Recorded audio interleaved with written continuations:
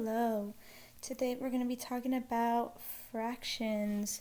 And this is basically going to be everything that you're really going to need to know about fractions. It's going to be super quick. If you want to take some notes, go ahead and do so. If you have any questions about any of this, just send me a text, whatever you need to do. So there's 7 parts of fractions that you're really going to need to know. We're going to go over all of them. First thing we're going to start with is decimals and fractions. First thing is decimals turning into fractions. And to introduce this, I'm going to do labeling number placement, which you started learning in elementary school when you learned about ones, tens, and hundreds place. Now we're adding that decimal, and then we're going to add what comes after it, which is going to be tenths, hundredths, and then eventually a thousandths, and it's going to keep going like that. When you're saying a decimal, you're going to say the decimal is and then whatever placement comes after it with the THS. And this is going to be helpful for when you are turning it into a fraction. So here's an example. This is said by saying 0 and 74 hundredths. And that hundredths is how we're going to know what our denominator is. So this fraction is 74 hundredths. It's the exact same, but without the 0 and in front of it. And that is how you can easily turn in a decimal into a fraction. However, this is not always going to give you your simplest or reduced form, but we will talk about reduction later on in the video. Next thing is turning fractions into decimals. First thing that you want to remember, very big thing to remember, is that a fraction is another way to indicate division, which is really how you end up turning fractions into decimals. When you have a normal division problem, you have your dividend divided by your divisor, which means in a fraction form, it's going to look like that. And in your bracket form, it's going to look like that.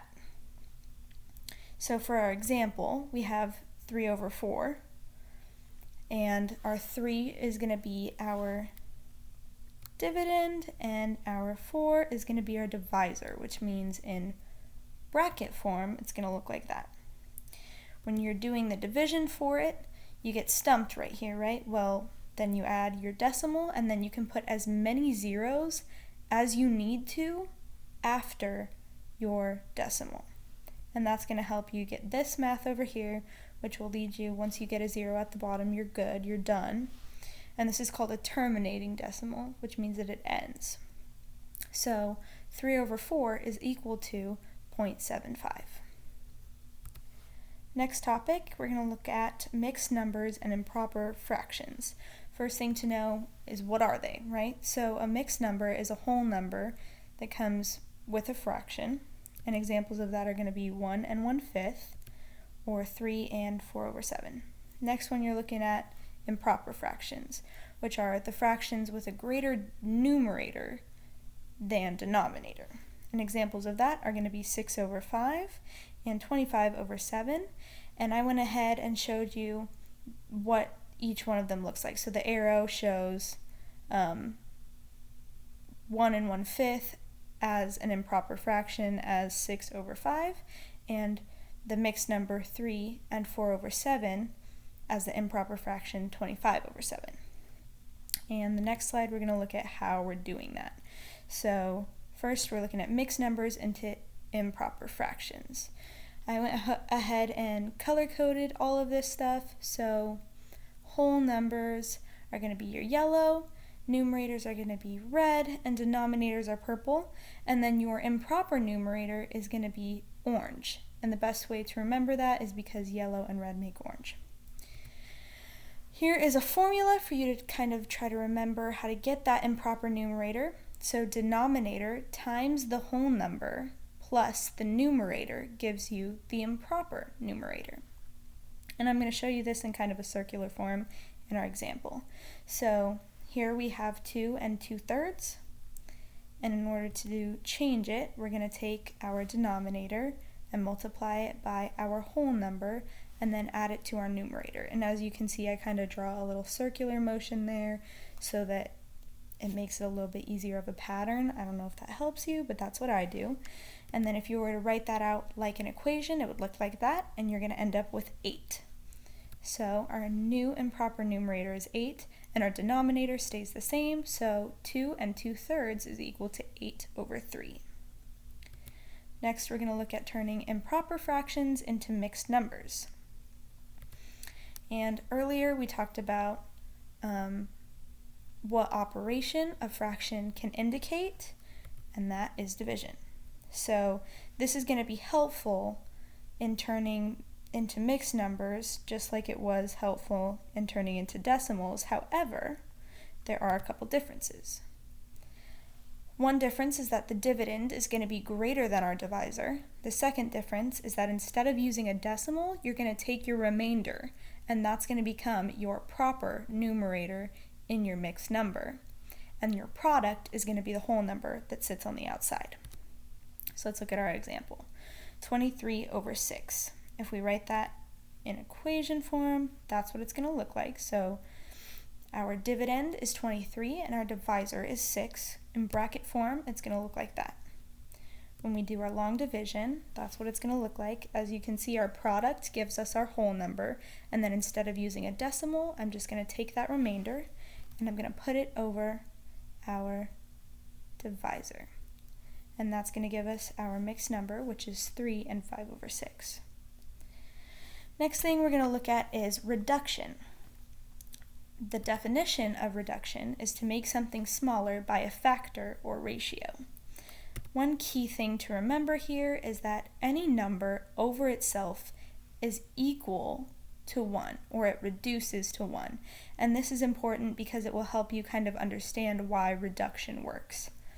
So with this, we can see that from that, you get to multiply or divide a fraction by any number over itself to either reduce it or enlarge it without changing the actual value.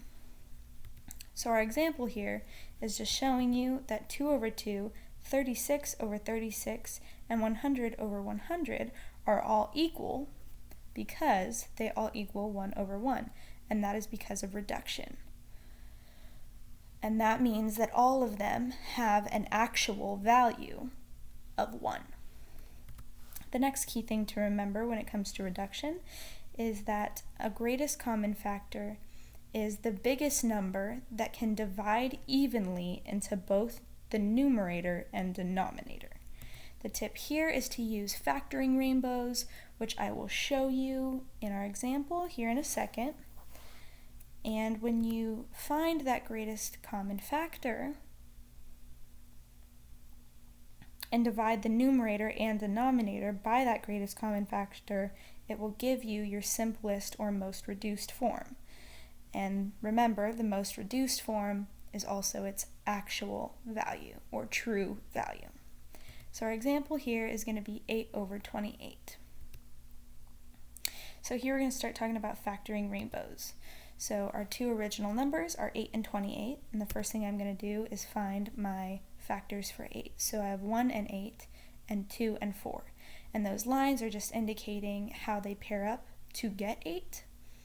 And then I'm going to do the exact same thing with 28. So I have 1 and 8, 2 and 14, and 4 and 7. And as you can see, the greatest common factor here is going to be 4. That's the biggest number that both of them have. And then from there, I'm going to take those numbers that they're paired with, and those are going to come in handy. So let's flip back to our example here. And as you can see from our factoring rainbow, the greatest common factor is 4. So if I divide 8 by 4, I get 2.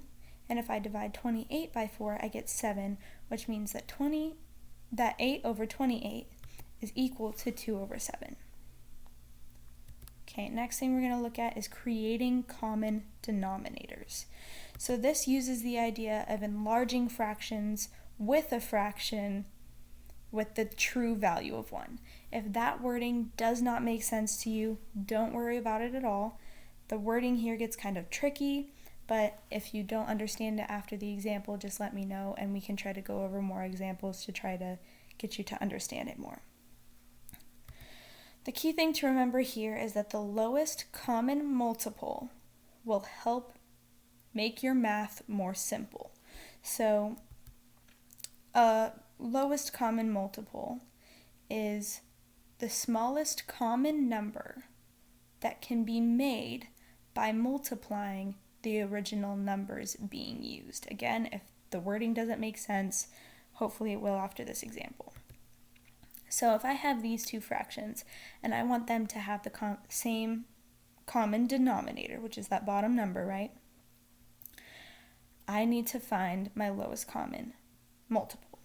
So to do that, we're going to take our original numbers, 6 and 4, and I'm just going to kind of write down all of these multiples that I have, going all the way from 1 through 4 because 6 is being multiplied by 4.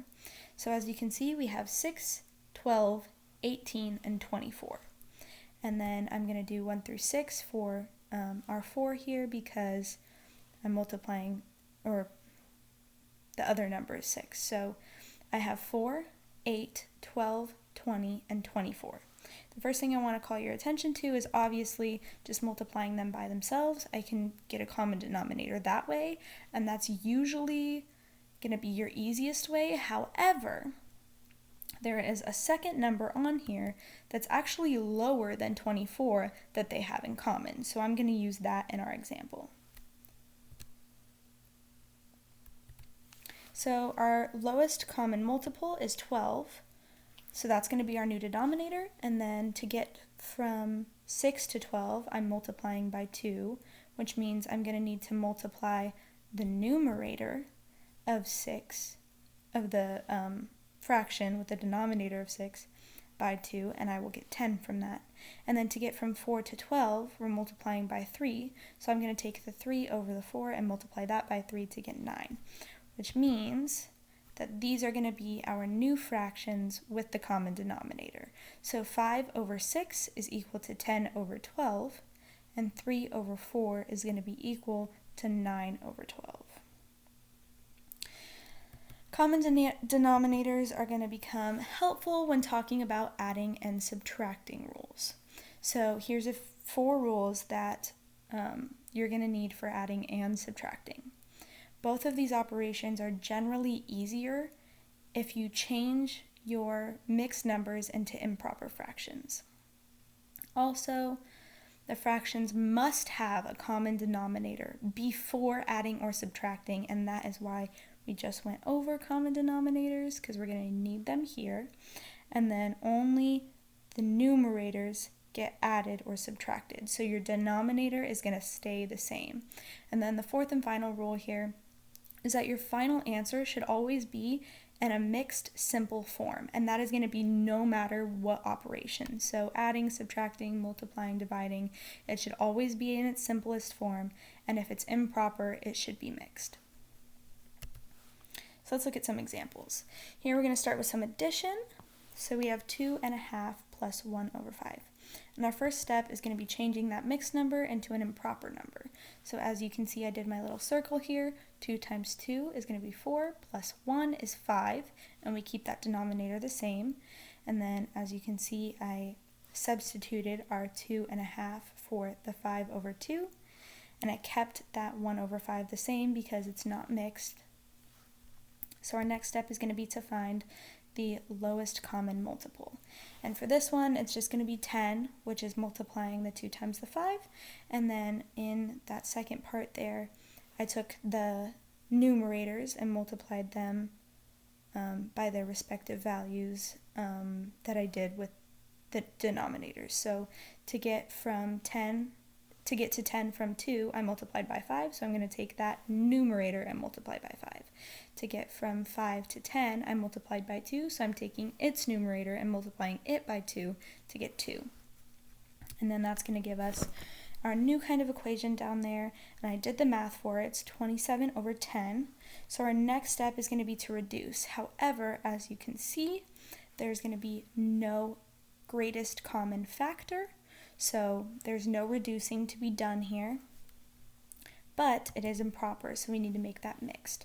So I do my division here, and instead of doing a decimal, I'm going to take that remainder and put it over my divisor, and I'm going to get 2 7/10. Next one we're going to look at is subtraction. We have 3 over 5 minus 1 over 3. And our first step is going to be the same as it was for addition. We're going to take our mixed numbers and turn them to improper, but we don't have any mixed numbers here, so we can just kind of skip that step. The next one is going to be to find our lowest common multiple. And here, again, it's just going to be multiplying those two denominators by each other, and I did the same thing I did in the addition side where I showed you the numerator math and denominator math. And then I got a new equation, which is 9 over 15 minus 5 over 15, and I got 4 over 15 because remember, the numerator is the only thing that's going to change with addition and subtraction. The next thing is reduction, but again, no greatest common factor, so I don't have to worry about reducing, and it's not improper, so I don't have to mix it, so my final answer is just going to be 4 over 15.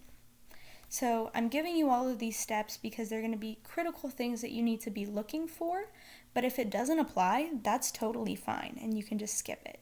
But you always need to be looking for these things when you're solving these problems.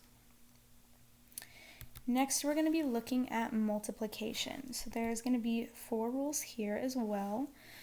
First thing is going to be that it must be done with improper fractions if mixed numbers are involved. The second thing is it's usually easier to do this operation when you're starting with a simplest form. You don't have to do it that way, but it's usually easier. The third thing, you multiply numerators across and multiply denominators across. So here, numerators and denominators are going to change. And the fourth thing is that multiplication does not require common denominators. And I'm telling you this because I don't want you to do more work than you have to. It definitely speeds things up a little bit. So here we're going to start with our multiplication. And we have 1 over 3 times 11 over 13. First thing, mixed and improper fractions. We don't have any mixed numbers, so we don't have to turn them to improper fractions. And then I'm going to show you kind of how to multiply across. And as you can see, I just took the numerators and denominators and made them into one fraction, did the multiplication, and got 11 over 39. Next thing is to reduce, so I'm showing you my factoring rainbows again, and there's no greatest common factor, and they're not improper, so we don't have to do anything with that.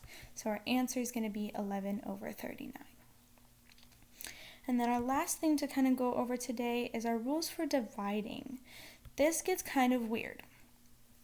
First of all, this must be done with improper fractions, and this has to be your first step. Because when dividing, things get kind of weird, and that is where we get to number 2. In division, we use the keep, change, flip rule, and it's in that order because you're keeping the first fraction the same, changing the division sign to multiplication, and flipping the second fraction, or taking the reciprocal, and then solving it like a regular multiplication problem. So let's take a look at our example. Our example here is 1/3 divided by 1 and 2/11. So first thing is to make our mixed number improper. So I take my denominator times my whole number, which is going to be 11, plus our numerator, which is going to make it 13. Keep the denominator the same, and as you can see in the middle of the screen there, that's going to be our technical new equation. Next step is keep, change, flip. So I kept the 1/3 the same, I changed the division to multiplication, and then I took the reciprocal of the second fraction. And then from there, you're going to solve it like a multiplication problem. And this is actually the same problem that we went over in the multiplication example. So if you want to go back over that, that is totally fine with me. If you want a little bit more practice, just let me know, and I can definitely get you some. Or if you want more examples, let me know that too, and I can do that for you. But that is all I have for you. So like I said, just let me know if you have any questions. Thanks for watching.